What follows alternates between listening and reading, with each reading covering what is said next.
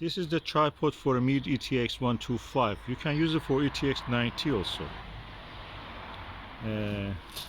For setting it up, you have to attach this eyepiece holder tray and then tighten up the legs. Adjusting the legs is almost to the height of your lower part of the ribs. That will be convenient if you are whatever height you are. And this side should face toward the south, and that leg should face toward the north. You can use your mobile phone or a compass or anything to find the location of the north, or you can just in the 12 o'clock in real time, in the winter time, if you are, find the 12 o'clock the position of the sun. Opposite of it is north. Okay, I have now installed the telescope on the mount. I lowered it. Then with these two screws, there are two holes inside here, and then you tighten them up and your telescope is set up. First you do this, but keep it a little bit loose, then you do second one. After that, you can start the process of aligning it, which I will not do today. I just wanted to make sure this is the tripod mount for this. I had it in storage. I was always using this telescope on the windowsill, but when you're using the windowsill, you have limitations. You cannot really be sure that what you are seeing or what you're tracking will always be what you want actually. So with this, hopefully I will be able to do it. Always miss the intermediate Maksutov. I have a Maksutov 90 C90 and also ETX90 and ETX105. I have also Maksutov Skywatcher 150, but this 125 is something that is intermediate between the powers of them, and always wanted to use that. Now I have installed it. Let's just have a look in the optics of this and see what we can do afterwards. So this is the telescope. It needs probably a little bit blowing with the blower, but that's it. It's Maksutov Meade ETX125. Diameter of the mirror is 2 millimeters bigger. Meade does that deliberately because the limit of it will be taken by the rim when they announce it. So it's not exactly 25 if you have that rim. So 22 millimeter will be added to just compensate for that ring around it. The optics is this. You can see it's very nice and lovely. There was a time in 1990s that every boss, every CEO of company had one of these on his table or on a mount or a windowsill in their office, and that's the reason we have a lot of them now available for sale as second hand, because this is not in fashion anymore. By then it was a cheap alternative to something like Questar, which didn't have this size anyway, as far as I remember. And Questar 3 was the most common one probably, and Questar 17 also, but that was rarer than that. So this was beautiful. It looked really modern. It had a nice thing you had in your office, and you could show that you're a man of the world.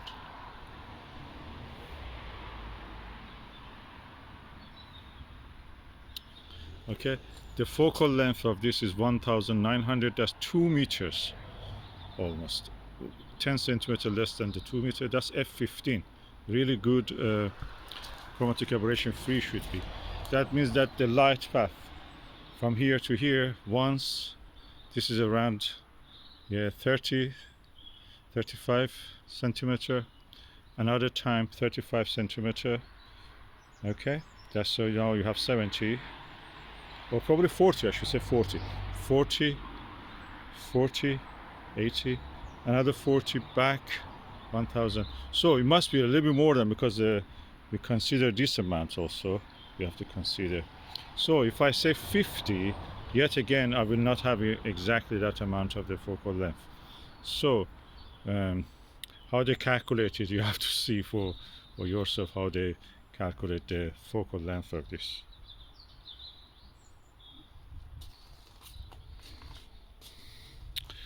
There are accessories for that. I love this lens cap for this. Is metal.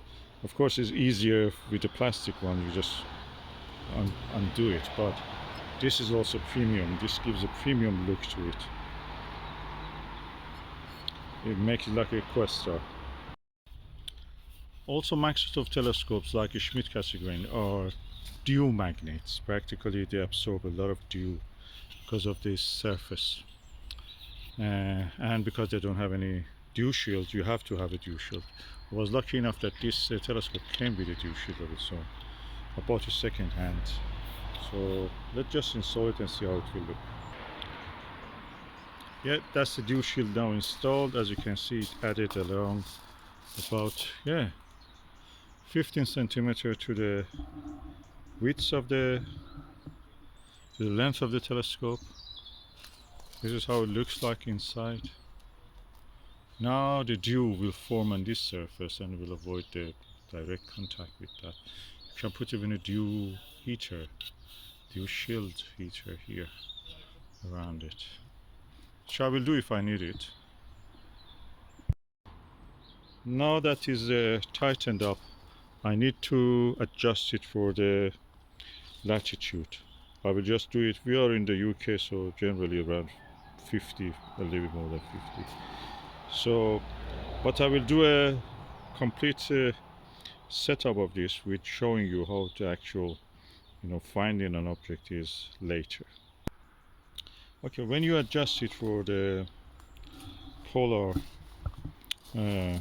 alignment, that's the position of the pole in our sky, is the line's axis going from this direction toward the north.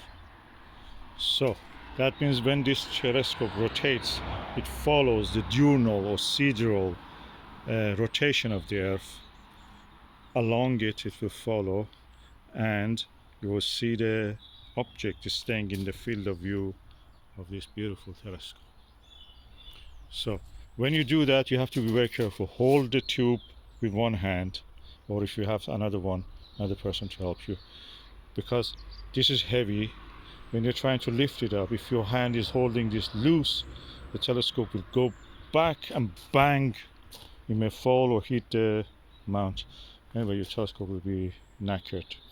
So very, very careful. Tighten this up properly also.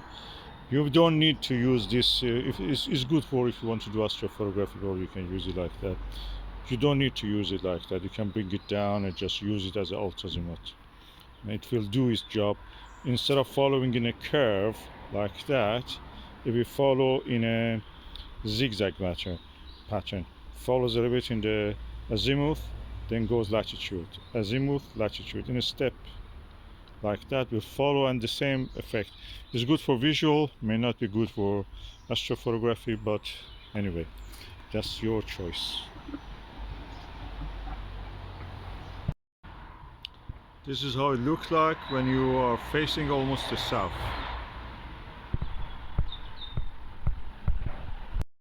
Oh, it's so beautiful. I don't get tired looking at it. Oh.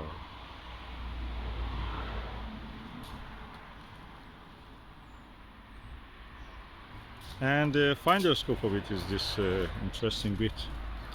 It's a red dot finder, but a bit a different way. It is also north level. You can connect it to actually find the north, because this is also like a level. I may use it, I may not use it, but that's my option.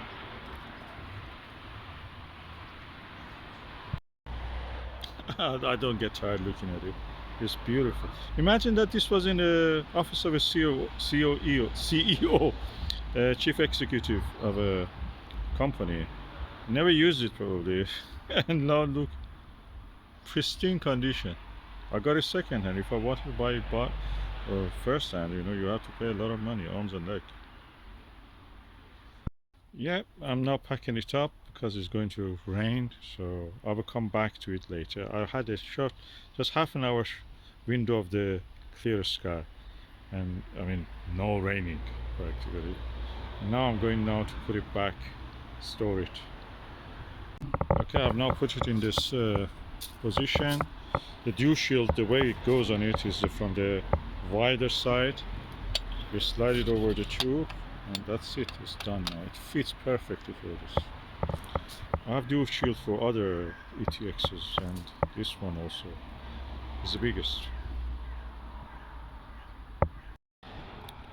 Okay, now I have removed the telescope and its mount. The tripod will go into this lovely Meade bag. The OTA and the mount goes to its it has a rucksack, like kind of thing. It's a observatory, camping observatory kind of thing, you know, and that will be stored. And the mount itself will go into the lower part, and the eyepiece holder tray will go in the top part, so nicely designed. The tripod and the eyepiece tray and the carrier bag are now ready for storage. And if you're curious, that's the way I was using this on the windowsill. That was in February 2019, a long time ago. What is amazing about this, what I like about this Meade telescope is that the motor is all the time keeping the object in the center of the field of view. So when I adjust it, that's it, it goes on like that and doesn't change. That's amazing. I love this telescope. Probably one of the best I've ever used, beside this little penguin.